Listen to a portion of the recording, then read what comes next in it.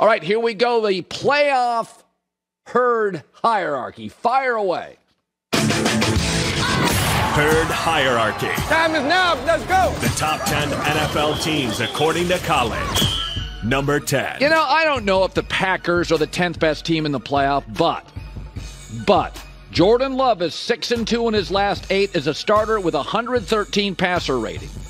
Only 2 quarterbacks have more passing yards and passing touchdowns than Love in their first season as a full-time starter, and one of them is Mahomes. Love their young offensive personnel. They're probably not going to go to Dallas and win that game, and their defense is only 22nd, and they always beat the Bears. They're 10-0 under Matt LaFleur against the Bears, all the wins coming by a touchdown or more. But I do love, it's an offensive league, I do love them going to Dallas, house money, tremendous young offensive personnel, Jordan Love playing with confidence. Let's put Green Bay at 10. Number 9. Keep your eye on Houston, folks. Wouldn't want to play them. 8-1 when holding opponents under 20. You know what? C.J. Stroud, only 14 giveaways. Fewest in the entire league with a rookie quarterback. How great is that? Stroud has had 5 games at the end of the season without a turnover. When C.J. Stroud plays clean football with this staff and this defense, don't kid yourself. They have every chance to beat Cleveland. This is a team, no fun to play. Don't beat themselves. Houston at 9. Number 8. Cleveland, I think's better slightly. I mean, they're on their 5th quarterback. Here's what I'll say about Joe Flacco. He's 4-1 as a starter. He hasn't been great. The story is greater than Flacco.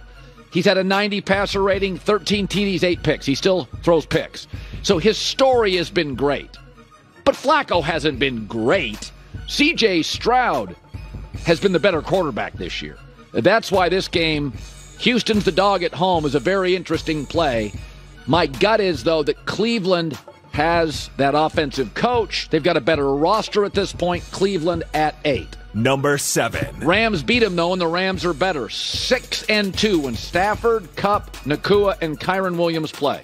Average almost 29 points a game. This is an offensive story.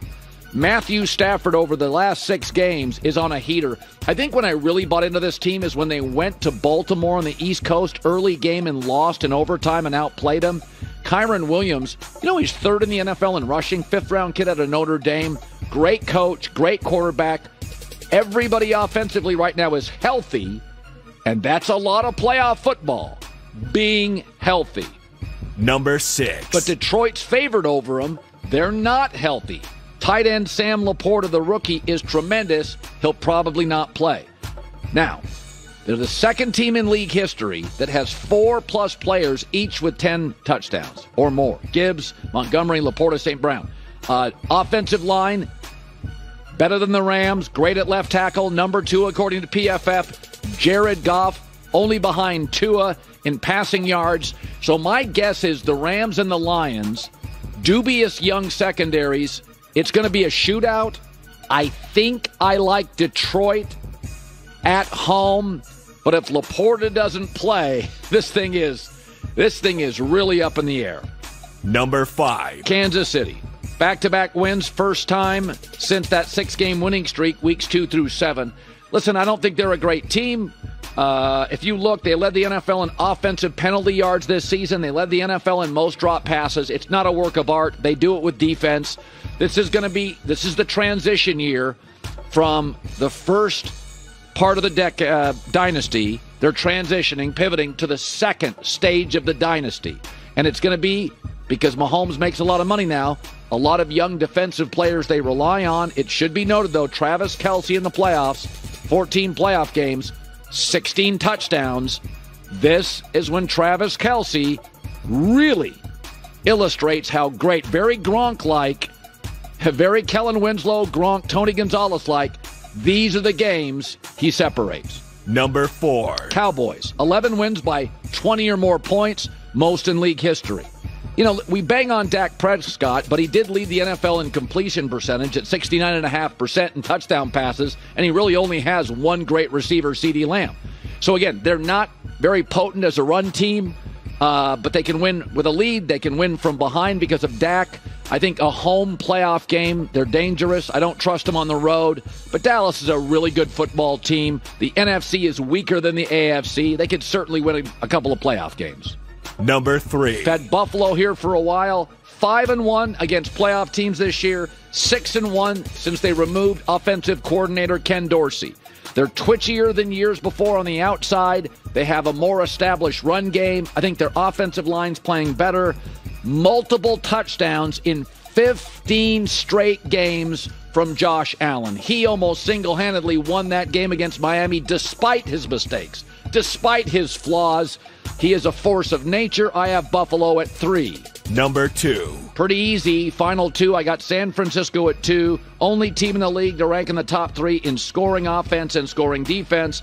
And listen, if Brock Purdy, like Houston, when Brock Purdy plays clean, no turnovers, the Niners are 12-0. Much harder to do that against playoff teams. Number 1. Pretty easy. Baltimore. Offense, defense, led the NFL, sacks, takeaways, superstar quarterback. Finally got Lamar Jackson some perimeter weapons. Fun to watch. For all the critics out there of Jim Harbaugh and Lamar Jackson, it's been a terrible year for the haters. It has been a terrible year for the Lamar Jackson and Jim Harbaugh critics. I love watching Baltimore play. Love everything about them. Their toughness, their physical. You know what? They're a little bit like Michigan. Why would that be? Because you got a Harbaugh coaching them. Hi, everybody. Thanks for watching. Subscribe here to get the latest from the show. Also, be sure to check out more of the best clips from The Herd or go watch a few segments from other shows on FS1.